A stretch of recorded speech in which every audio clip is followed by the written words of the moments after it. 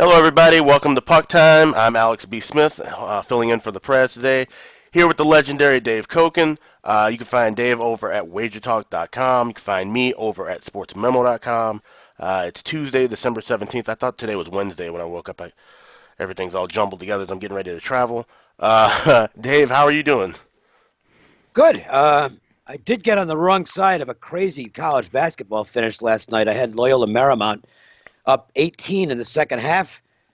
They had a melt, and then they're up one with 3 seconds to play, and guy for the other team hit a three-pointer from 45 feet out, Oh, wow. and I lost by a half point. So they're going to happen sometimes. NHL's been Yeah. really good.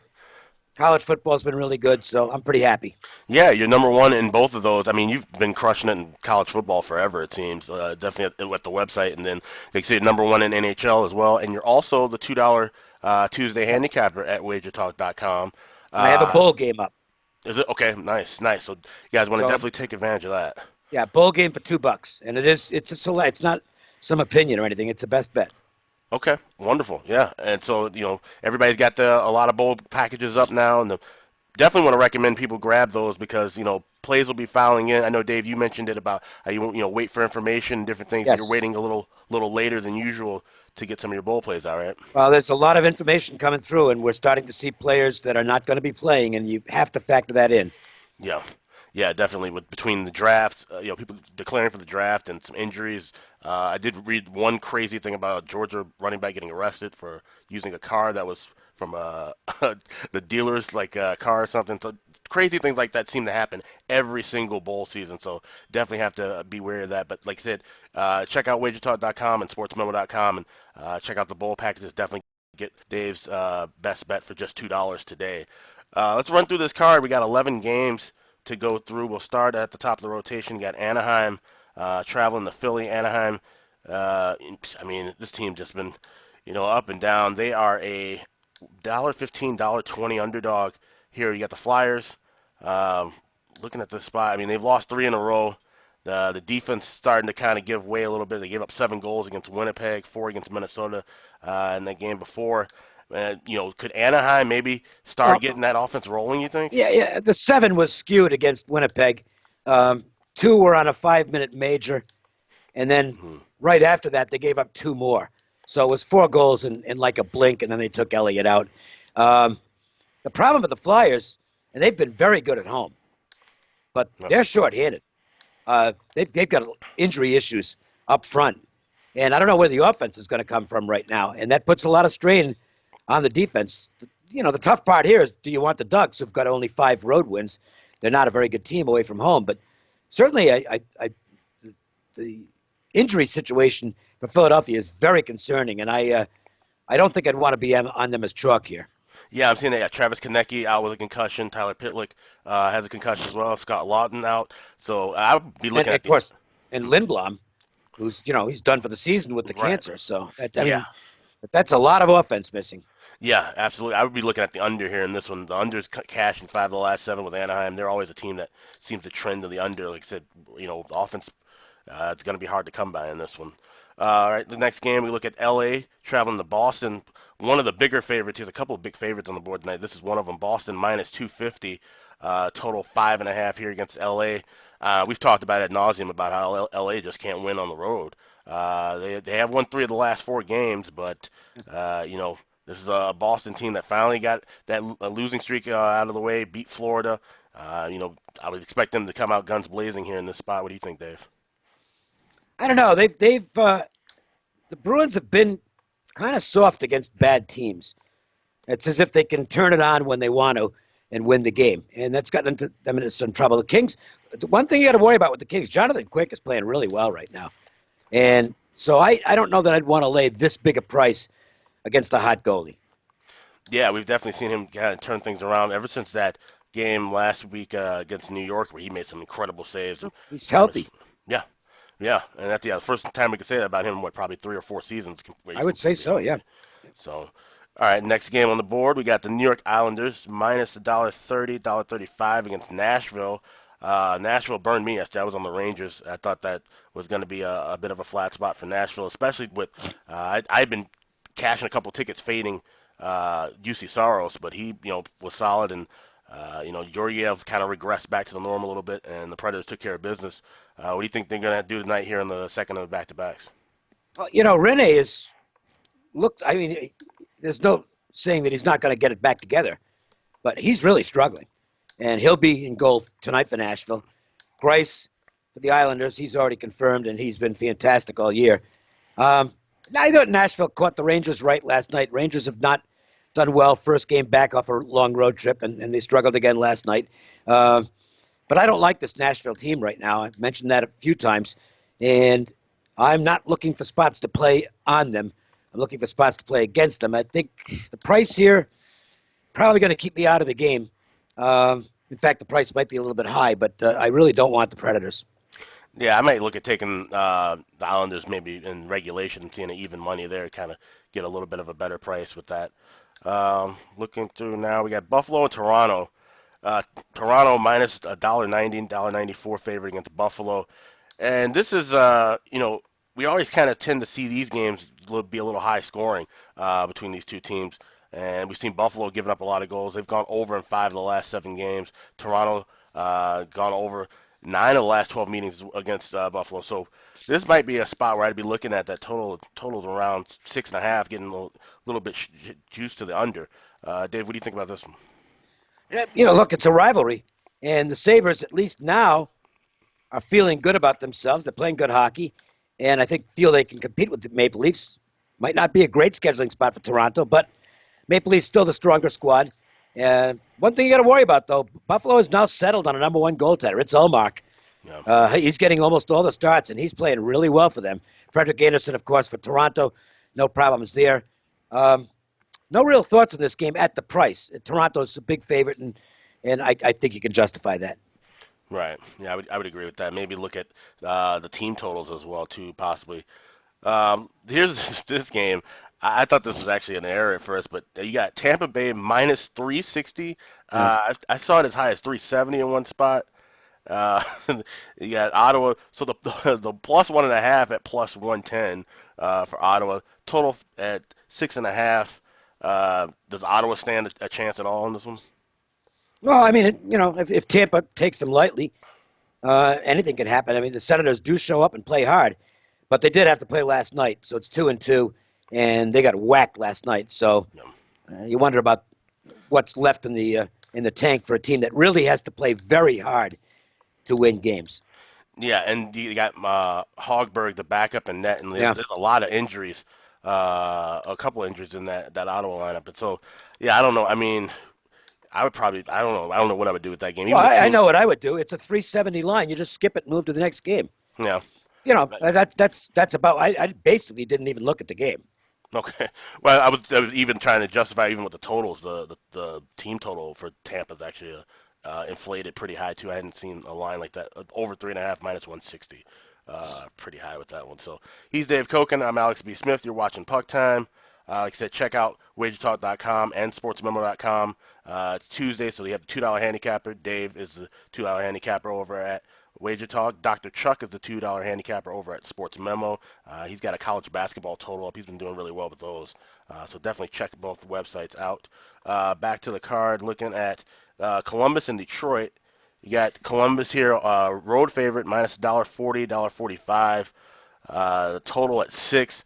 And I've been cashing, talking about team totals, I've been cashing a lot of team totals going against Detroit for a while back, and there's a pretty decent price of total 6, but the team total 3.5. Maybe Columbus can get things rolling. Detroit, we've seen how bad their defense has been pretty much all year. It takes guts to bet the Red Wings because they don't win very often, but they did win 2 in a row before losing it last game. And this is a spot where Columbus could have trouble getting it right. They're coming off a great win last night against the Washington Capitals. Second time in a week they've beaten Washington. Now, the game after they beat Washington last week, they got shut out. It took overtime against the Penguins. They lost 1-0, so it wasn't like they played a bad game. But, boy, that was coming out of the Capitals and going against another high-level team. Right. This is a spot where this could be a very difficult spot for Columbus to be motivated. because they're playing the Red Wings. They're playing the worst team in the league right after they just upset the best team in the league. I think you can look at the Red Wings in this spot. I might split a play here, half on the first period and half on the full game. You're going to get a decent price. And again, there's not many spots where you look and say, okay, this is a spot where I might take a chance with Detroit, but I think this is one of them on the scheduling dynamics. Yeah, you can get plus 130 on both those, the first period and that full game. In Columbus, a lot of questionable players: Josh Anderson, Sonny Milano, Ryan Oh, Murray. Josh Anderson's out. He's He's going out. to be out. He's going to be out until probably mid to late January. That his shoulder's not good, so he's going to be out for it. And he's a very underrated player. Werenski should be back tonight. Yeah, that's what I was seeing that day. He's probable, and it seems like Columbus is always around this time of year too. Just ends up getting bit with the injury bug and Yeah, having and to deal with it. that's what made last night's win even more impressive. And I think Washington might have taken it for granted. It's like, well, we're not going to lose two in a row to this team. And Columbus was quite short-handed last night. That's a great win for that team. Yeah. Coming back basically less than 24 hours later, I think that's tough. Yeah, I could definitely see where that might be a spot to, like I said, a rare spot to back Detroit here. Looking at Carolina and Winnipeg, it's pretty much about even money. I'm seeing minus $1.15, $1.20 Carolina. This total is also 6, shaded to the under. This is, kind of interesting. You got Carolina that's won 4 of the last 5. Winnipeg's, like I said, getting some. You mentioned about how kind of a skewed score with that 7-3 final, but a team that we've seen kind of flip flop offensively at times with Winnipeg. You think they can build off of? Okay, yeah, but even considering the spot, but hey, you get 7 goals. Maybe that just gives you some confidence. Oh, Even yeah. moving forward for a game. They should be very confident. They're playing good hockey. Paul Maurice has got things rolling. Liney's playing really well. And when your best guy's playing well, that's a good thing. But Carolina's just a really strong team. They'll occasionally have their lapses like anybody else, but I think this is a solid team. And the odds, the market agrees. I mean, Carolina's going to the favorite in this game. That'll probably keep me out of it. Yeah, I might like the look at, even though I've seen the under cash with 9 of the last 11 for Carolina, but they've been able to get some goals as of late. They got 6 against Minnesota and Edmonton, 4 against Calgary. So like I said, if Winnipeg can get things rolling, it might be a good spot to look at that over 6 possibly. You got Pittsburgh and Pittsburgh and Calgary playing. Calgary is the short favorite here. Another total of 6, shaded to the under in this spot. I don't really have much thoughts on this, but I didn't get a chance to really look at this game. What are you looking Well, at, Dave? the streak ended for Calgary in the last game, and we might start to see some regression, or not. I don't know. I would lean Penguins here because I like going against. Well, I don't necessarily. It's not an automatic for me, but I like going against a team that just lost after a long winning streak. Yeah. It does have a tendency to slow the momentum. And the Penguins are probably a little better team anyway. Now, they still got a lot of injuries. I do think Malkin will be back tonight. He's listed as probable, so that's a plus. But, listen, the Penguins' goaltending has been superb with Jarry's playing great hockey. And I think I'd lean Pittsburgh in this game. Yeah, it's incredible how they've just been able to keep winning with, having to plug and play a bunch of different guys and having just Solid organization. yeah, yeah. It seems like every year they can always bring somebody up from the AHL and it's that almost like the Patriots do your job kind of thing. They just roll right through. So we got a couple more games left on the board. Yeah, Montreal and Vancouver. This is a pick 'em price. Another total of 6 here. And my screen has gone blank. Oh, here we go. Yeah. Dave, what are you thinking of this one? It's been a good home series for Vancouver. The Canadiens have had trouble at this stop. Canucks really get up for these games, but they're just not playing well at all right now. The defense, it's a really sloppy defensive team. They have problems in their own end, and maybe the Canadiens can exploit that. It's not going to be a play for me. This is a game I pretty much passed over. Yeah, I wasn't looking at this one either. The game I do like that's coming up here with this one. Yeah, the Minnesota Wild taking on the Vegas Golden Knights here. Vegas minus 70, minus 75 favorite. Total of 6. And that's what I'm looking at here with this one. I like this over. We've been seeing Minnesota getting some goals and giving up some goals as of late, cashing the over. And maybe, I always talk about how Vegas, they're a much different team at home than they are on the road. And they usually tend to get a little bit more energy and score a little bit more when they're at home. Dave, what do you think of this one? Well, this is a team that's given the Golden Knights trouble. They've had a lot of problems with Minnesota since the Wild came into the league. So I think they're going to be focused to this game. I wouldn't have any doubts about that. And the Golden Knights look like they might be a go with right now.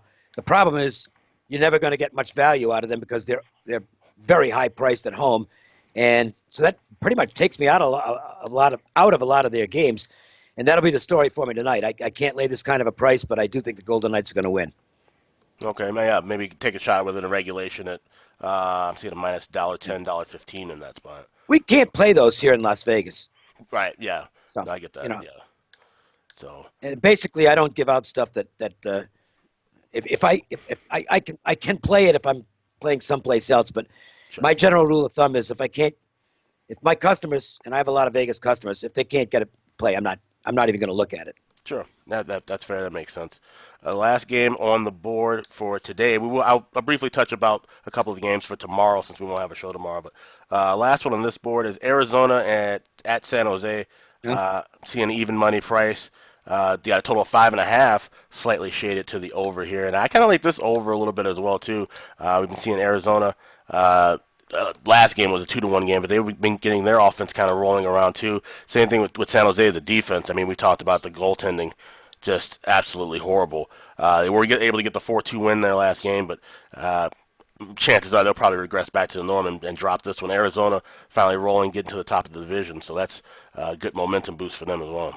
I like teams that after they make a coaching change and get that first win, they often put together a little winning streak.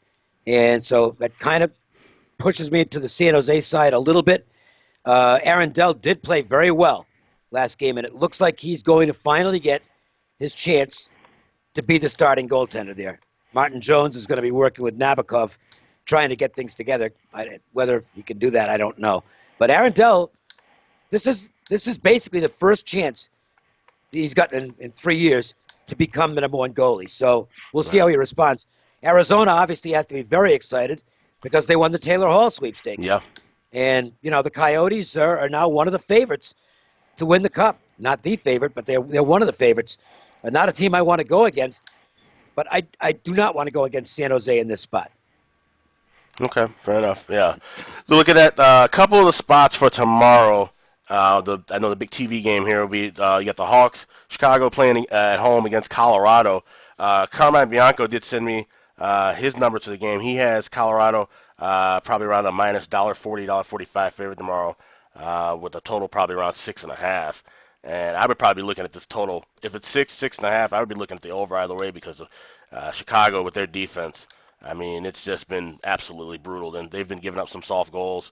Leonard, I mean, they've got the win, but a couple of those goals that he gave up against Minnesota looked a little iffy. And I just, the Hawks, Keith's back at practice. But I don't know if he's going to be back fully for this game. Colorado, we know they can score at will, so this is definitely one I would be looking at the over with.